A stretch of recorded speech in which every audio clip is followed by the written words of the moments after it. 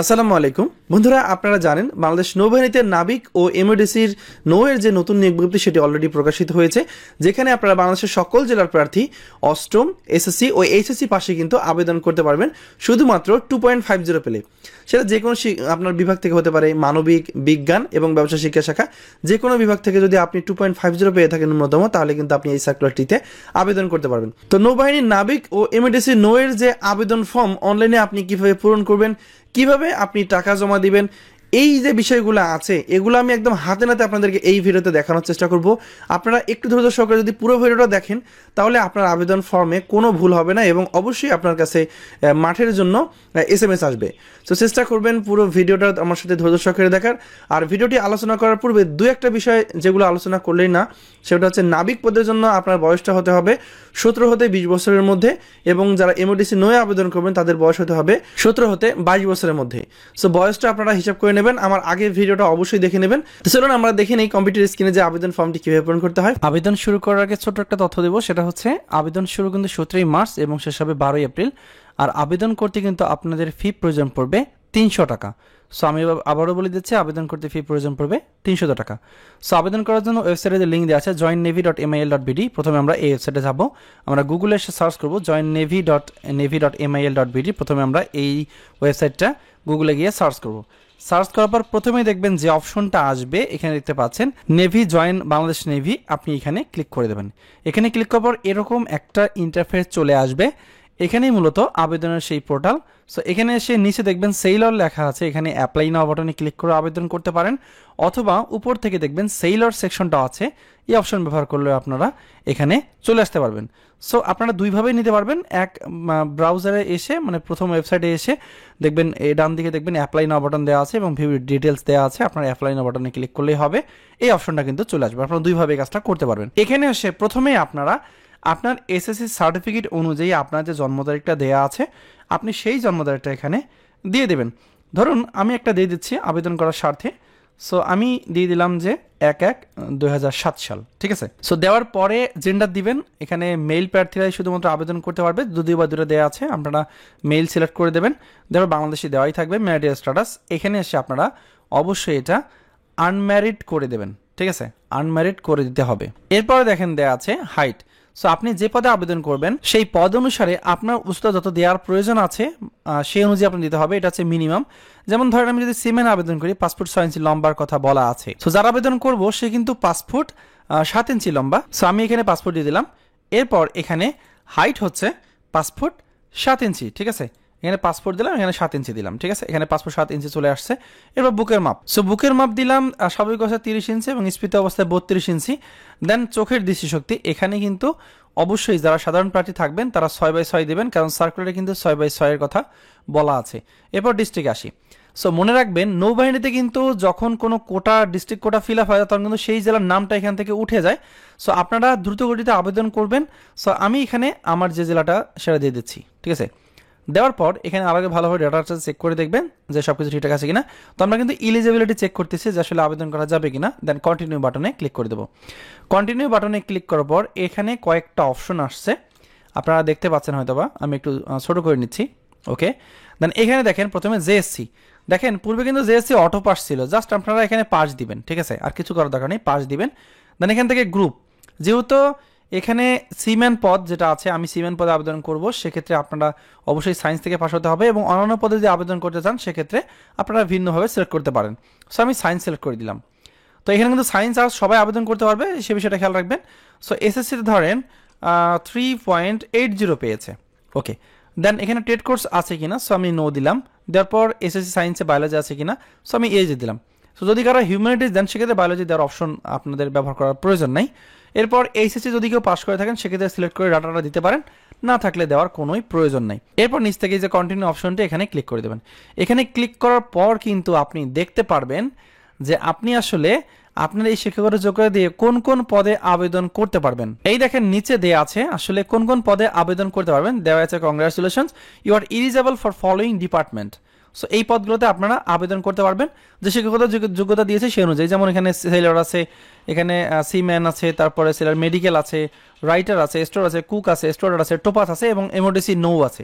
So যে যেটা পদে আবেদন করতে চান সেই পদটা এখান থেকে জাস্ট সিলেক্ট করে দিতে হবে, অ্যাপ্লাই নাও বাটনে ক্লিক করতে হবে। অ্যাপ্লাই নাও বাটনে ক্লিক করার পর তো সাইন আপ ফর্ম দেওয়া হবে। এই সাইন আপ ফর্মের প্রথমে দেখেন একটা ইউজার নেম চাওয়া হয়েছে, ইমেল চাওয়া হয়েছে, পাসওয়ার্ড চাওয়া হয়েছে এবং কনফার্ম পাসওয়ার্ড চাওয়া হয়েছে এবং এখানে অ্যান্সারটা এখানে লিখে দিতে বলা হয়েছে। সো আমি এই ফর্মটা ফিল আপ করে নিচ্ছি। দেখেন আমরা ইউজার নেম দিলাম, দেন ইমেল অ্যাড্রেস দিলাম, দেন পাসওয়ার্ড উপরে যেটা দিলাম নিশ্চয় সেম পাসওয়ার্ড ব্যবহার করেছি। এরপর দেখেন এখানে কোশ্চেন আছে, আমরা এই কোশ্চেনটা উত্তর দেবো 9 থেকে 8 বিয়োগ করলে কত হয়, এখানে উত্তর হচ্ছে কিন্তু 1 হয়, ঠিক আছে। দেন আমরা এখান থেকে এই যে সাইন আপ বাটনটা আছে এই বাটনটাতে ক্লিক করে দেবো। দেওয়ার সাথে সাথে কিন্তু আমাদের সাইন আপ হয়ে যাবে এবং আপনারা দেখতে পাচ্ছেন আবেদনকারী নিম্নের ফর্মটি সম্পূর্ণ ইংরেজিতে পূরণ করবে, অন্যথায় আবেদন বাতিল বলে গণ্য হবে। সাধারণ অনুসন্ধানের জন্য আপনারা এই নাম্বারটা ব্যবহার করতে পারেন এবং কারিগরি কোনো সমস্যা হলে, আবেদনে কোনো সমস্যা হলে এই নাম্বারগুলোতে যোগাযোগ করতে পারেন এবং এখানে যে ইমেল অ্যাড্রেসটা দেওয়া আছে তাদের এই ইমেইলে আপনারা যোগাযোগ করতে পারেন। তো এবার আসি আসলে আবেদনের শাখার নাম অলরেডি দেখতে পান চলে আসছে এবং আবেদনের নাম্বারটা কিন্তু অলরেডি চলে আসছে। সো আমরা কিন্তু পেমেন্ট করবো এখন। সো এখানে বলা আছে পেমেন্ট সংক্রান্ত কোনো সমস্যা হলে এই হেল্পলাইনে যোগাযোগ করতে বলা হয়েছে। সো আমরা এখান থেকে অনলাইন অপশনটা সিলেক্ট করে দেবো, দেন এগ্রি পেমেন্ট কন্ডিশন এখানে ক্লিক করে দেবো এবং একজন ক্যান্ডিডেট চলমান ব্যাচে শুধুমাত্র একবার আবেদন করতে পারবে। বুঝতেই পাচ্ছেন যে আপনারা অনেকে আমাকে প্রশ্ন করেছেন যে ভাই আমি একাধিক পদে আবেদন করতে পারবো কিনা। আপনারা আশা করি আপনার উত্তরটা পেয়েছেন যে আপনারা কিন্তু এই সার্কুলারে শুধুমাত্র একবারই আবেদন করতে পারবেন, দ্বিতীয়বার 2টা পদে আবেদন করতে পারছেন না, ঠিক আছে। এরপর এখানে সব কিছু ঠিক থাকলে আমরা কন্টিনিউ বাটনে ক্লিক করে দেবো। কন্টিনিউ বাটনে ক্লিক করার সাথে সাথে কিন্তু আমাদেরকে যে পেমেন্ট গেটওয়ে আছে সেখানে কিন্তু নিয়ে যাওয়া হবে। দেখতে পাচ্ছেন আমাদেরকে অলরেডি পেমেন্ট গেটওয়েতে নিয়ে আসা হয়েছে এবং এখানে কিন্তু আমরা টাকা জমা দিব মোবাইল ব্যাংকিংয়ের মাধ্যমে। সো আমি এখানে দেখতে পাচ্ছেন যে তিনটা অপশন আছে, একটা হচ্ছে কার্ডস, একটা মোবাইল ব্যাংকিং, একটা নেট ব্যাংকিং। আমরা মোবাইল ব্যাংকিংয়ের মাধ্যমে জমা দিব। এখান থেকে আমি যেহেতু বিকাশের মাধ্যমে টাকাটি জমা করব, দেখেন লেখা আছে জয়েন বাংলাদেশ নেভি, জাস্ট বিকাশ সিলেক্ট করে দেবো। দেওয়ার পর দেখবেন আপনার অটোমেটিকলি এটা পেমেন্ট গেটওয়েতে নিয়ে যাবে, এখানে একটা অটো নাম্বার চলে আসছে, ঠিক আছে।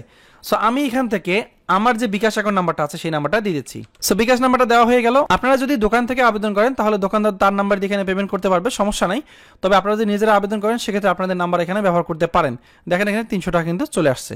দেন এখান থেকে কনফার্ম বাটনে ক্লিক করে দেবেন। কনফার্ম বাটনে ক্লিক করলে কিন্তু এই নাম্বারটাতে একটা 6 ডিজিটের একটা ভেরিফিকেশন কোড যাবে। সো সেই কোডটা কিন্তু এখানে দিয়ে দিতে হবে। এখানে কিন্তু টাইম দেওয়া আছে মাত্র 30 সেকেন্ডের মধ্যেই এই কোডটা আপনার দিতে হবে, না হলে কোডটা কিন্তু ইনভ্যালিড হয়ে যাবে। সো আমি কোডটা দিয়ে দিলাম। দেওয়ার পরে এই যে কনফার্ম যে অপশনটি আছে এই কনফার্ম অপশনে ক্লিক করে দেবো। ক্লিক করার পর আমার কাছে আমি যে নাম্বার থেকে টাকাটা জমা করব সেই নাম্বারের যে বিকাশ পিন নাম্বার সেটা চাওয়া হচ্ছে। সো আমি আমার বিকাশ পিন নাম্বারটা এখানে দিয়ে দিচ্ছি। দেওয়ার পর এই যে কনফার্ম যে অপশনটি আছে এই অপশনটিতে আমি ক্লিক করে দেবো। দেওয়া মাত্রই আমার অ্যাকাউন্ট থেকে টাকাটা কেটে নেবে এবং সাথে সাথে আমাকে মার্চেন্ট নাম্বার অপশন হয়ে আমার যে আবেদন ফর্ম সেখানে নিয়ে যাবে। সো দেখেন আমাদের কিন্তু অলরেডি পেমেন্ট হয়ে গেছে এবং সাথে সাথে আমাদের পেমেন্ট যে অপশনটা আছে এটাতে পার হয়ে একাডেমিক ইনফরমেশনে কিন্তু চলে আসছে। সো এখানে আমি এখন তার যে আবেদন ফর্মটি আছে এই ফর্মটা A to Z পূরণ করে আপনাদেরকে দেখিয়ে দিচ্ছি। আপনারা একটু ধৈর্য সহকারে দেখবেন, যারা ভিডিওতে লাইক করে দেন নাই অবশ্যই একটা লাইক করে দেবেন। সো এখানে আপনার প্রথমে আপনি যে স্কুল থেকে 8ম শ্রেণী পাস করেছেন সেই স্কুলের নাম দিবেন, তারপরে আপনার জেএসসির রেজিস্ট্রেশন নাম্বার বা রোল নাম্বার দিবেন, পাশের বছর এবং জিপে দিতে হবে। এরপর নিচ থেকে এখানে আপনার এসএসসির বোর্ড দিবেন, এসএসসির রোল নাম্বার, এসএসসির রেজিস্ট্রেশন নাম্বার, পাশের বছর দিতে হবে।